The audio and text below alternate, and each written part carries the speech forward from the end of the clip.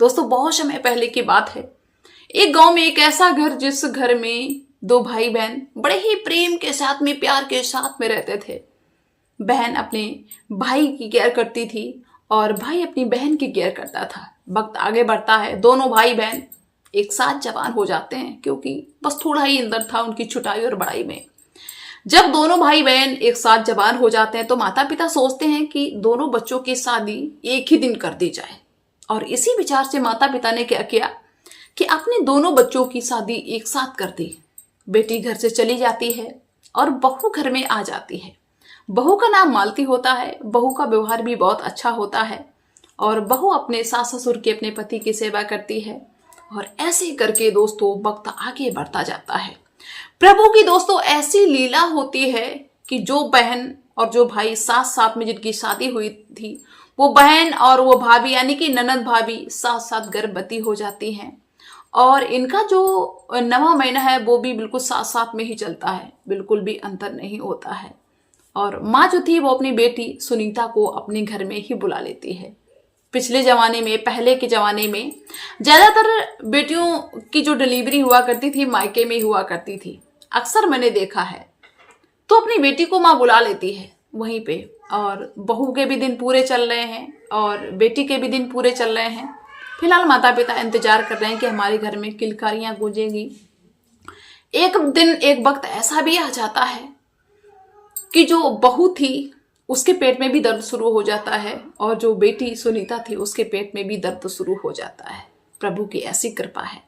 दाई माँ को बुलाया जाता है, जो पहले के जमाने में डिलीवरी करवाने में हेल्प करती थी। दाई माँ को बुला जाता है। दोस्तों भगवान की कृपा ऐसी होती है कि ननद और भाभी की डिलीवरी साथ साथ में होती है। लेकिन जो ननद थी उसकी बेटी होती है, जो भाभी थी जो मालती उसकी बेटा होता है। जब सुनीता की माँ ही देखती है तो सुनीता के माँ के मन में एक शैतानी प्लान चलने लगता है। सुनीता की माँ उस दाई माँ से कहती है कि देखो दाई माँ, मेरी बहू को तो कुछ मालूम नहीं है क्योंकि इस समय वो दर्द से परेशान है, और ऐसा करो कि जो बच्चे हैं ये बदल दो। मेरी बेटी के जो बेटी हुई है उसको बेटा दे दो, और जो बेटी हुई है वो मेरी बहू को दे दो, और कह दो कि तुम्हारी बेटी हुई है और मेरी बेटी के बेटा हुआ है, और इसके बदले में हम तुमको कुछ पैसा देंगे। दोस्तों जब दाई से ये बात कही सुनीता की माँ ने, तो दाई भी पैसों के लालच में आ जाती है और कहती ठीक है बिल्कुल हम कर देंगे, हमें क्या दिक्कत है। दोस्तों वहां पे बच्चों की अदला बदली हो जाती है। वक्त आगे बढ़ने लगता है। सुनीता बहुत ज्यादा खुश कि मेरा बेटा है, लेकिन जो बहू मालती थी वो पता नहीं अंदर ही अंदर खुटने लगती है। उसको ये बात हजम नहीं होती है। उसको ऐसा लगता है कि जैसे उसका वो बेटा था, उसने बेटे को जन्म दिया है, उसको उस बेटी की तरफ बिल्कुल भी लगाव नहीं होता है, और उसका मन ही नहीं करता है कि ये बच्ची जो है वो उसकी है। वो मन ही मन में घुटा करती थी, लेकिन किसी से कहती नहीं थी। और उस समय का दौर ऐसा था कि जब घर में बच्चे पैदा होते थे, घर में जब तक पूजा पाठ की यारी नहीं लगती थी तो मर्द घर में जाते ही नहीं थे। अब वो सोचती है कि मेरे पति भी घर पे नहीं आते हैं, अब मैं ये बात किसको बताऊं। वो ऐसे घुट घुट के रहती है और बस बच्चे को ताकती रहती है। फिलहाल वक्त और आगे बढ़ता है। जब घर में पूजा पाठ हो जाती है, पति अपने पत्नी के पास में आता है, पूछता है कि देखो हमारी जो बहन है वो एकदम अच्छी हो गई है, स्वस्थ हो गई है, और तुम कैसी हो। ऐसा लग रहा है कि जैसे माँ ने तुम्हें कुछ खाने पीने को दिया ही नहीं है। मेरी बहन तो स्वस्थ हो गई, उठ के चलने लगी, और तुम ऐसी क्यों लग रही हो मुझे, कमजोर सी, उदास सी, क्या बात है, कोई वजह है। उस पत्नी ने अपने पति से कहा कि देखो मेरे अंदर सिर्फ एक ही चिंता है, वो मुझे खाए जा रही है। पति ने कहा, अमर ने, कि बताओ क्या बात है, क्या चिंता है। तो मालती ने कहा कि मुझे ऐसा लगता है कि जो मेरी बेटी, माँ ने बताया कि ये बेटी है, ये बेटी हमारी नहीं है, मेरा बेटा है। मुझे ऐसा लगता है कि मैंने बेटा को जन्म दिया है। मेरी ममता बेटे की तरफ जा रही है, इस बेटी की तरफ जा ही नहीं रही है, और मेरा दिल ये मानने को तैयार ही नहीं है कि मुझे बेटी हुई है। पति कहता है कि तेरा दिमाग खराब है, ये भी कोई बात है। अगर ये बात हम किसी से कह देंगे तो कोई पागल और घोषित कर देगा। ये कहाँ से तेरे दिमाग में आइडिया आ गया। पति जो है अपनी पत्नी को डांट देता है। पत्नी चुप रह जाती है।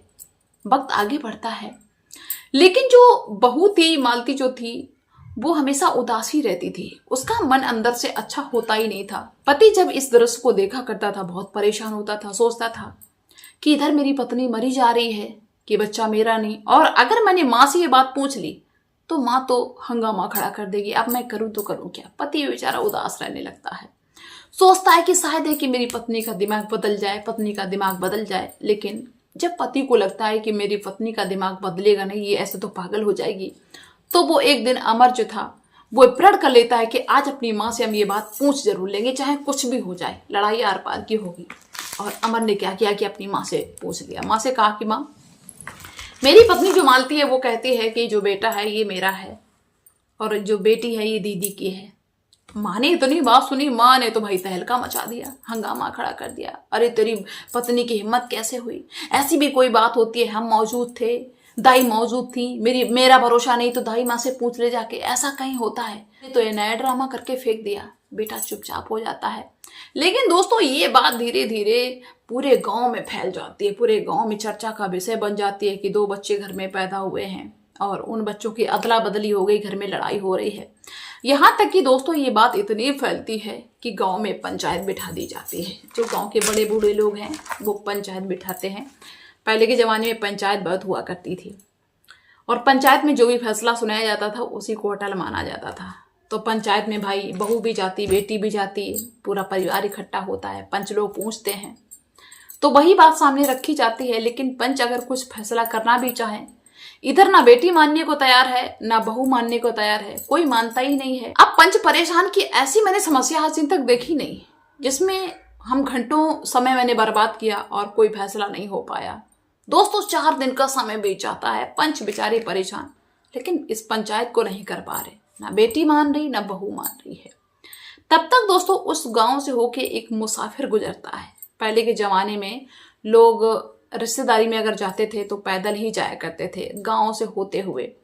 तो ऐसे करके एक मुसाफिर उस गांव से होकर निकलता है। उस मुसाफिर को भी पता चलता है इस गांव में पंचायत हो रही 4 दिन से और पंचायत हो नहीं पा रही है। और तो मुसाफिर जो है पूरी बात को समझता है, क्या समस्या है, किस लिए पंचायत नहीं हो पा रही। मुसाफिर को पूरी बात बताई जाती है। तब वो मुसाफिर कहता है कि देखो, अगर जो यहाँ के पंच हैं वो मुझे इजाजत दें तो हम इस पंचायत को पूरा कर देंगे, इसका जो न्याय होगा उसको हम कर देंगे। पंचों तक ये बात पहुंचती है। पंच कहते हैं अरे भैया तुम ही कर दो आके, हम तो 4 दिन से परेशान हैं, इसकी पंचायतें नहीं हो पा रही है, तुम कर दो तो और अच्छा है। दोस्तों उस मुसाफिर को पंचायत में बुलाया जाता है। मुसाफिर ने कहा कि ठीक है पंचों, इससे पहले आप ऐसा करिए कि सुनार के यहाँ से 2 चांदी की कटोरी मंगाइए, बिल्कुल समान वजन वाली, और छोटा सा तराजू मंगाइए। दोस्तों मंगाया जाता है। जब वो कटोरी चांदी की आ जाती हैं तो उस मुसाफिर ने पंच से कहा कि कोई भी युवक, कोई भी युवती, कोई भी ऐसा बुलाओ जिस पे विश्वास हो आपको, वो इन दोनों कटोरियों को लेकर वहीं पे जाए जहां पे उन माओं ने बच्चों को जन्म दिया है, जो दोनों का दूध निकाल के लाए इन दोनों कटोरियों में, वो भी बराबर बराबर। दोस्तों एक व्यक्ति को भेजा जाता है, वो व्यक्ति जाता है और उन दोनों कटोरियों में बराबर बराबर माओं का दूध लेके आता है। अब क्या था कि उन कटोरियों का जो तराजू बनाया गया था और वो जो कटोरी थी उनको पलड़ा बनाया गया था, तौला जाता है। दोस्तों दूध बराबर था, लेकिन एक दूध की कटोरी ऊपर थी, एक दूध की कटोरी नीचे थी। अब पंच देख रहे हैं तमाशा कि इससे भाई फैसला कैसे हो जाएगा।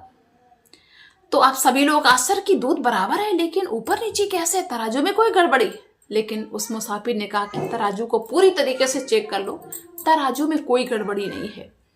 जो पल्ला नीचे है, जो कटोरी नीचे है दूध की, वो उस बेटे की माँ का दूध है जिसने बेटे को जन्म दिया है, और जो दूध हल्का है वो उस बेटी की माँ का है जिसने बेटी को जन्म दिया है।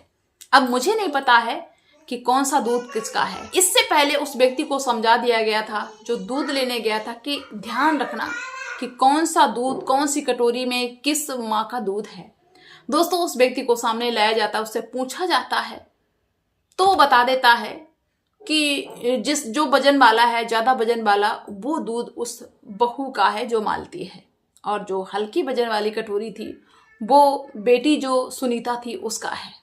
दोस्तों पूरा न्याय हो जाता है, पंच बहुत ज्यादा खुश हो जाते हैं। दोस्तों इससे सिद्ध हो जाता है कि उस बहू ने बेटे को जन्म दिया है और जो बेटी सुनीता थी उसने बेटी को जन्म दिया है। अब पंच खुश के चलो भैया, कुछ राहत की सांस तो मिली। लेकिन ये माँ और बेटी और भाभी ननद ये मानने को तैयार नहीं। बोले नहीं, हम कैसे मान लें, ये तो झूठ है, ऐसा नहीं हो सकता है। दोस्तों मानने को तैयार नहीं। अब पंच फिर से फंस गए। पंचों ने कहा कि ये फैसला हो नहीं पाएगा। अब दोस्तों उस मुसाफिर ने क्या किया, कहा कि जाओ, जो दाई माँ वहां पे थी जिन्होंने डिलीवरी करवाई, उनको बुला के लाओ। दोस्तों दाई माँ को बुलाया जाता है। पंचों ने कहा कि ऐसा है दाई माँ, तुमने इन बच्चों की डिलीवरी कराई है तो मुझे सच सच बताओ, नहीं तो फिर गीता में हाथ रखवाएंगे और पंचायत में झूठ बोलना बहुत बड़ा पाप करने के बराबर होता है। दोस्तों दाई माँ को बहुत ज्यादा जब पंचों ने समझाया, डील किया, तो दाई माँ ने सच कबूल दिया। दाई माँ ने कहा कि हाँ, इन बच्चों की अदला बदली हुई है। जो बेटा हुआ था वो बहू के हुआ था और जो बेटी हुई थी वो बेटी की हुई थी। लेकिन जो सुनीता थी, उनकी माँ ने ही ऐसा करने के लिए मुझसे कहा था। मुझे कुछ पैसों का लालच दे दिया गया था और उन पैसों के लालच में हम इतने अंधे हो गए थे कि मुझे दिखाई नहीं दिया और मैंने झूठ बोल दिया। हाथ जोड़ के माफ़ी मांगने लगती है। पंच माफ़ कर देते हैं और उस माँ को बुलाया जाता है, उस ननद को सबको बुलाया जाता है। जब पंचों के सामने भरी पंचायत में वो माँ जाती है जिसने ये किया था, जिसने कहा था कि इन बच्चों को बदल दो, वो माँ बहुत ज़्यादा शर्मिंदा हो जाती है पंचों के सामने, अपनी बहू और बेटा के सामने, और कहते कि मुझे माफ़ कर दो, मुझसे बहुत बड़ी गलती हो गई है। बेटा डांटता भी है कि ऐसा तुम्हें करना चाहिए, किसी की भावनाओं के साथ नहीं खेलना चाहिए। दोस्तों माँ लाचार होकर खड़ी हो जाती है, अपने बेटा से माफ़ी मांगती है, हाथ जोड़ती है। लेकिन उस माँ को हर कोई डांटता है कि तुमको ऐसा नहीं करना चाहिए था। बच्चे दोनों भगवान की संतान है, भगवान की रूप है, ऐसा करने से तुम्हें क्या मिल गया, क्या फायदा है? बेटी हुई बेटा हुआ, इसमें फर्क क्यों करते हो? फिलहाल दोस्तों उस माँ को बहुत ज्यादा समझाया जाता है। बेटा भी कुछ नहीं कह पाता कि मैं कहूँ तो क्या कहूँ, माँ है मेरी। लेकिन क्या ऐसा करना चाहिए किसी को? मेरे हिसाब से ऐसा नहीं करना चाहिए। तो आप लोगों की क्या राय है मुझे कमेंट्स में जरूर लिखना। मिलते हैं नेक्स्ट वीडियो में, तब तक के लिए बाय।